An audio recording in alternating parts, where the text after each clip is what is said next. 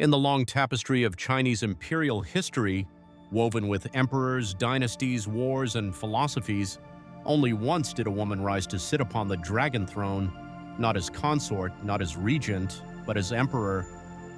Her name was Wu Zetian.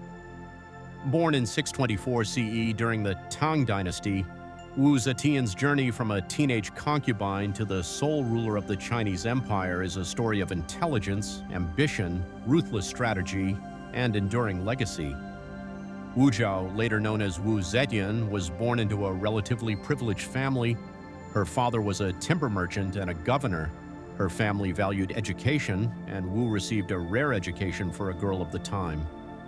She studied classical Chinese texts, calligraphy, history, and politics. At the age of just 14, she entered the imperial palace of Emperor Taizong as a low-ranking concubine. Her intelligence and literary talent were quickly noted, but she remained in the background during Taizong's reign. When Taizong died, custom dictated that concubines without children should retire to a Buddhist nunnery. Wu was sent to live in Ganye Temple until fate and her own cunning intervened. There she reconnected with Li Ji, the son of Taizong and future Emperor Gaozong, who had shown interest in her at court. Soon she returned to the palace, not as a concubine but as Gaozong's favored consort. From here her rise would be swift and dangerous. Wu quickly ascended in rank, displacing the then Empress Wang and consort Xiao through court intrigue and calculated allegations. Stories circulated, some exaggerated or fabricated, of Wu orchestrating the death of her own infant daughter to frame her rivals. Whether true or the product of hostile chroniclers, the accusation solidified her image as a woman willing to defy every norm to gain power. In 655 CE, Gaozong officially made her empress. With her new title, Empress Wu did not sit idly. She began to exert real political influence, especially as Emperor Gaozong's health declined. By the 660s, she was effectively running the empire. She promoted capable officials based on merit rather than birth, strengthened the imperial examination system, and created a loyal administrative class. But this wasn't governance by kindness. Empress Wu wielded fear as skillfully as reform.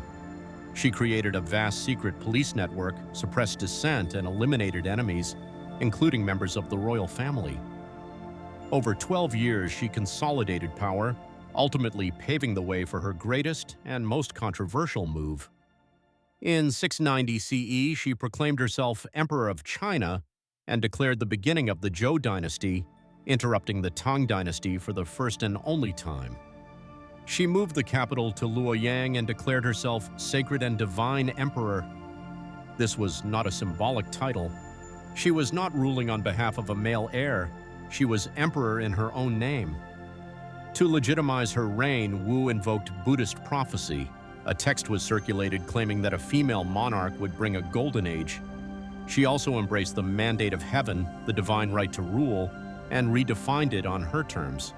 She changed official scripts, introduced reforms to agriculture and taxation, and continued promoting education. The economy prospered. Buddhism flourished.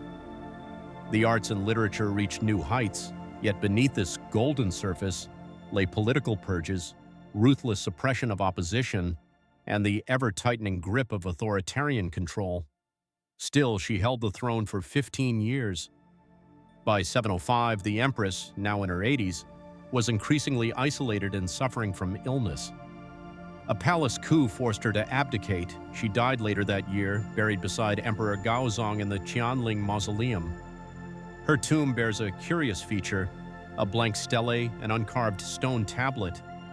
Whether by her order or her successors, the stone was left empty. In silence, it speaks volumes.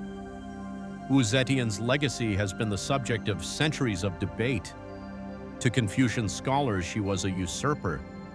To modern historians, she is seen as a political tactician, reformer, and symbol of female empowerment. She ruled during a time of prosperity, defended the empire's borders, and left a more centralized and efficient government. She broke barriers no woman had dared break before or since. Was she cruel? Possibly, Bold, undeniably. Extraordinary, absolutely. She remains a singular figure in Chinese history, not just a woman who ruled, but a woman who ruled as emperor.